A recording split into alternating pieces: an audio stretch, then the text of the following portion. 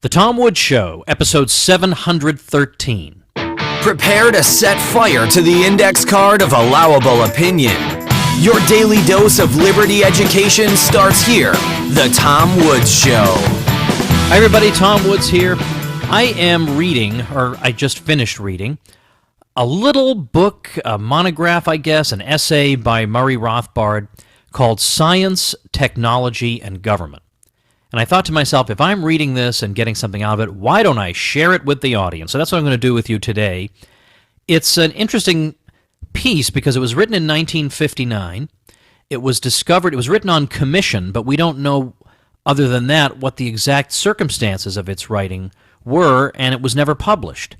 But it was discovered not too long ago in the Rothbard papers, and so last year, 2015, the Mises Institute published it as a standalone work, Science, Technology, and Government, it's called.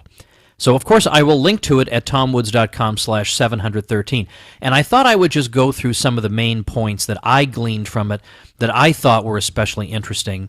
But everything I'm saying is elaborated on at great length in this piece. So if you feel like what you're hearing today isn't quite the full case that you want to hear, well, that's because it's in the Rothbard piece that I'm recommending. So first thing to do is to tell you that you can get this for free at tomwoods.com/713.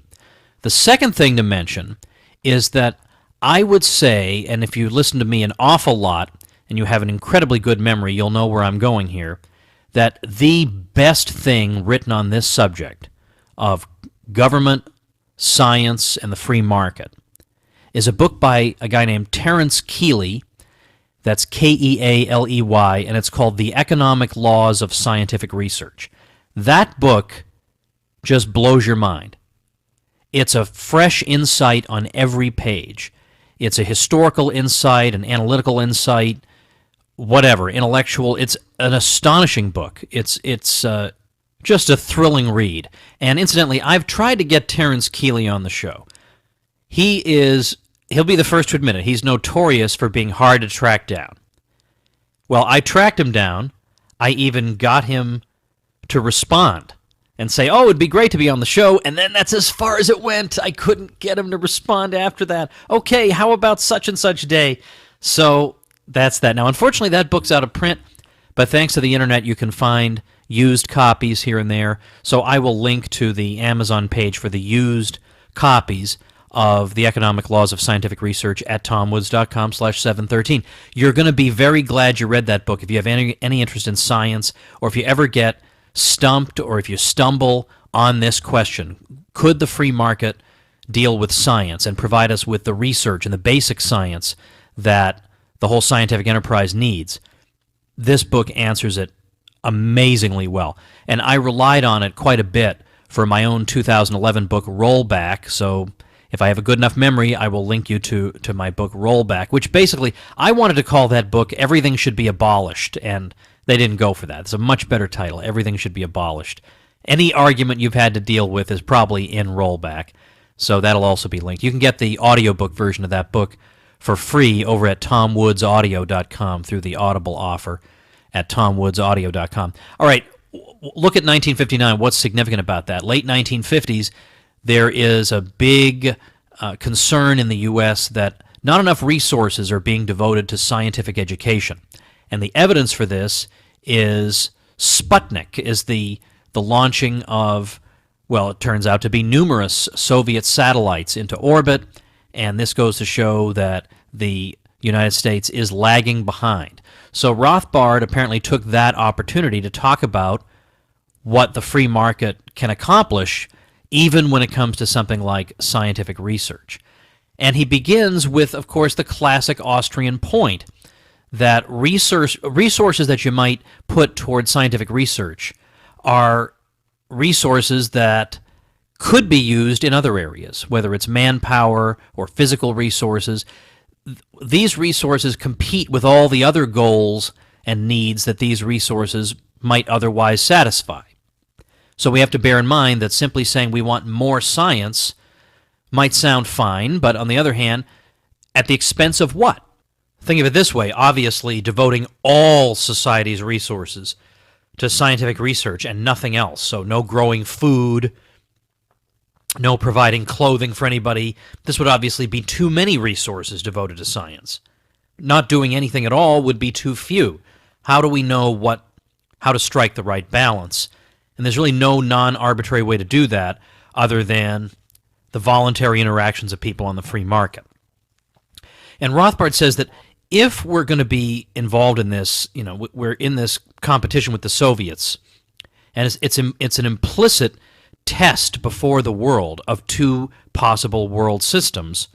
There are other world systems, of course, Rothbard's own, but in other words, a planned economy and a mostly non-planned economy.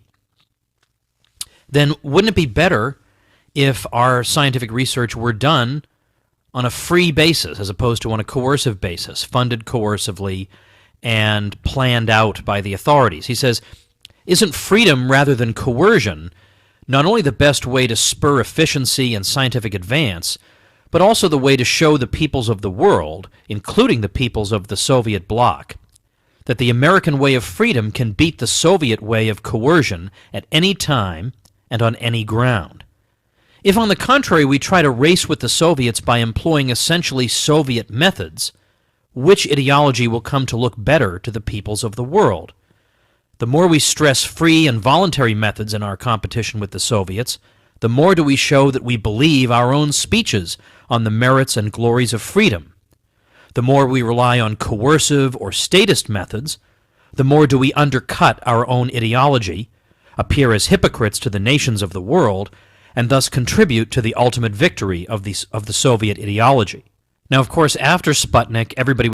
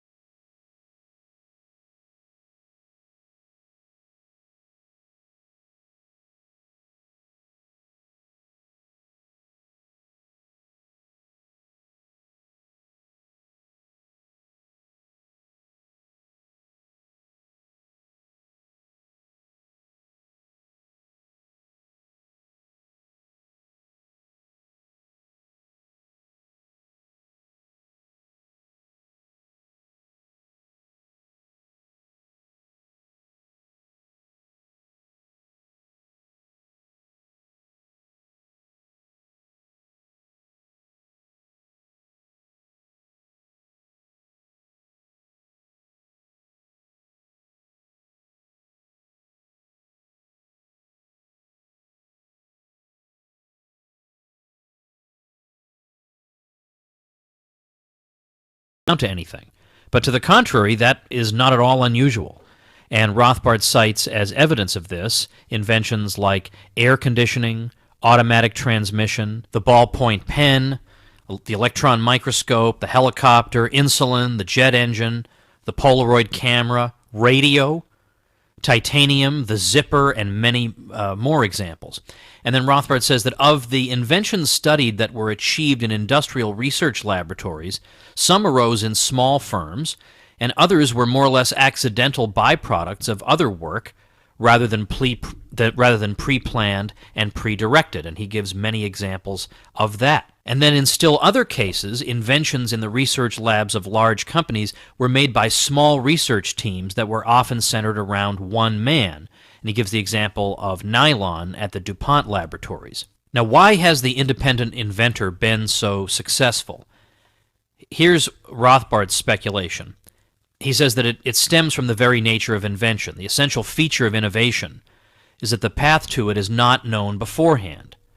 So the less an inventor is pre-committed in his speculation by training or tradition, the better the chance of his escaping from the grooves of accepted thought. There are many recorded instances, he goes on, of the inventor winning out despite the scoffing of the recognized experts in the field, perhaps even emboldened because he didn't know enough to be discouraged. One authority maintains that Farnsworth benefited from his lack of contact with the outside scientific world. Once a professor gave him 4 good reasons why his idea, later successful, could not possibly work. Before the discovery of the transistor, many scientists claimed that nothing more could be learned in that field. Eminent mathematicians once claimed to prove logically that short-wave radio was impossible. Government-controlled research, Rothbard goes on, would undoubtedly rely on existing authorities, and thus would snuff out the searching of the truly original minds. Many of the great inventors of recent times could not have gotten a research job in the field for lack of expertise.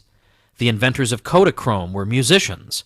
Eastman, the great inventor in photography, was a bookkeeper at the time. The inventor of the ballpoint pen was an artist and journalist. The automatic dialing system was invented by an undertaker.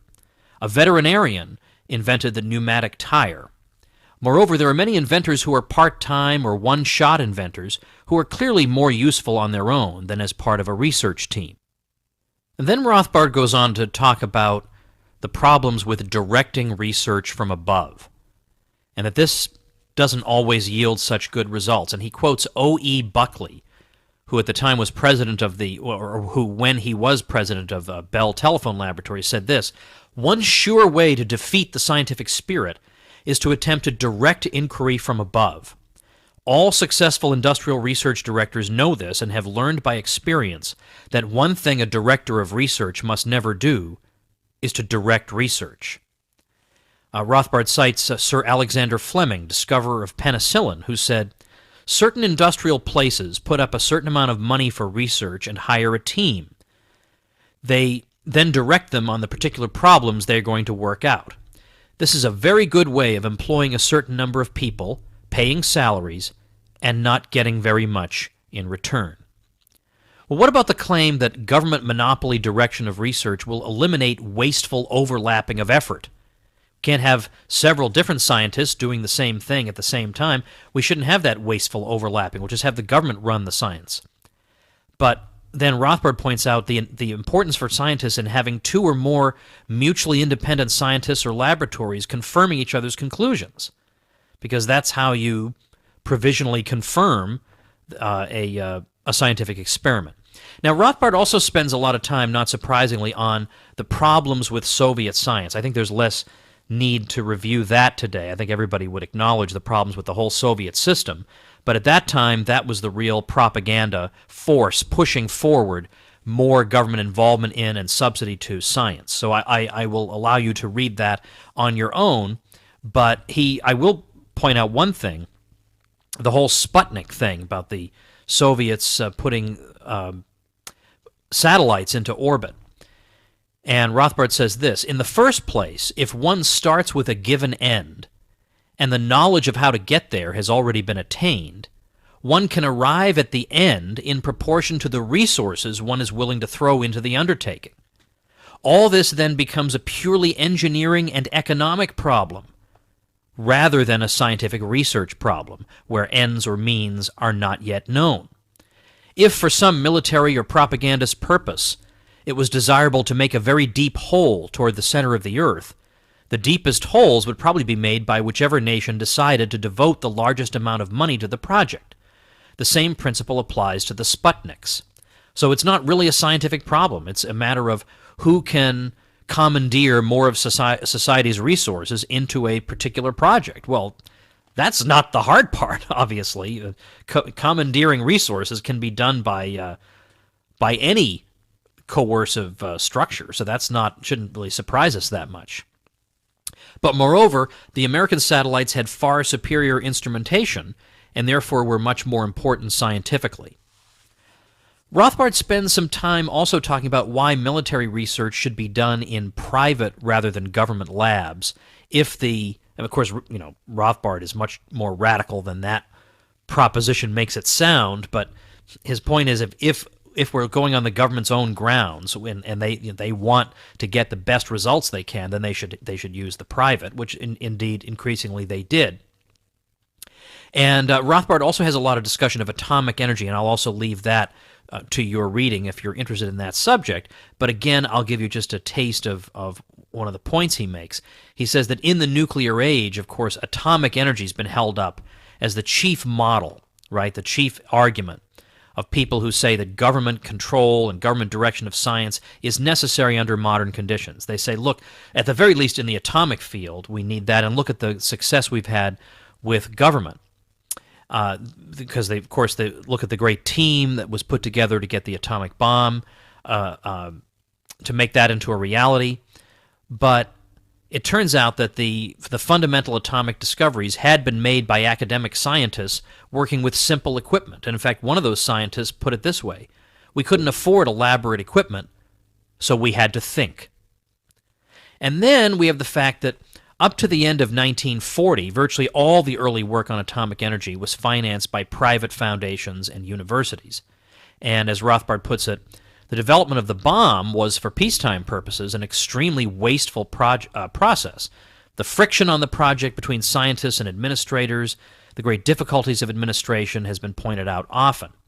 And moreover, it's been suggested that government control of research slowed down rather than speeded up peacetime atomic development, especially with its excessive secrecy and restrictions. Rothbard also deals with the various claims about basic research. We need more subsidies to basic research. But he then cited the Hoover Task Force, which was a government task force that found that government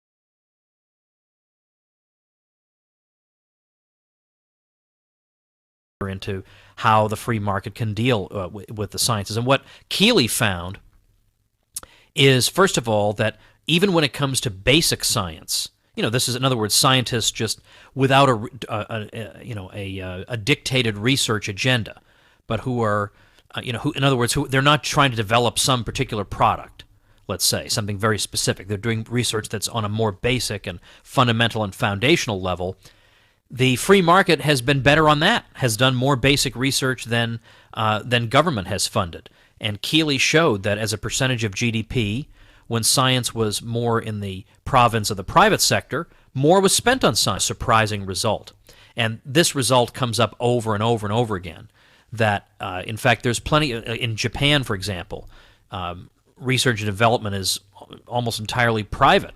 And it's being done either in universities or in industrial laboratories. And there are reasons, again, Keeley explains how it is that without government, you're able to get all these different things, even though it seems like basic research, at the very least, doesn't yield you immediate profits, so why would you invest money in it? Or if it does yield you anything, what it yields you can just be snapped up by competitors, so why would it ever come to being? So I go into this in a little bit more detail in Rollback and talk about exactly how it does come about, but for our purposes today, the point is it does come about. You do actually get plenty of basic science under the free market, just not in government laboratories. So if people are objecting to you that this can't happen, well, who are you going to believe, these critics or your own eyes? Keeley also points out that basic science actually contributes much less to human flourishing, well-being, and to the progress of the sciences than you would think. You would think, oh, basic science is foundational, but our scientific progress largely stems from taking what's already known and extending it and building on it. Or people who aren't just in lab coats in a laboratory somewhere, but practical people out there in the world who need some improvement, and they somehow figure it out, even in defiance of what the experts tell them. So the steam engine is an example of that. And of course, we've barely even gotten into the politicization of science. That what overwhelmingly happens is that when the government does subsidize it, it finds out what's the consensus view, and it subsidizes the consensus view. Well, the consensus view is correct a lot of the time, but not always. And now people who don't hold to the consensus view have trouble getting published. They can't get funding for their research. They're viewed as weirdos and outcasts. They can't get a hearing.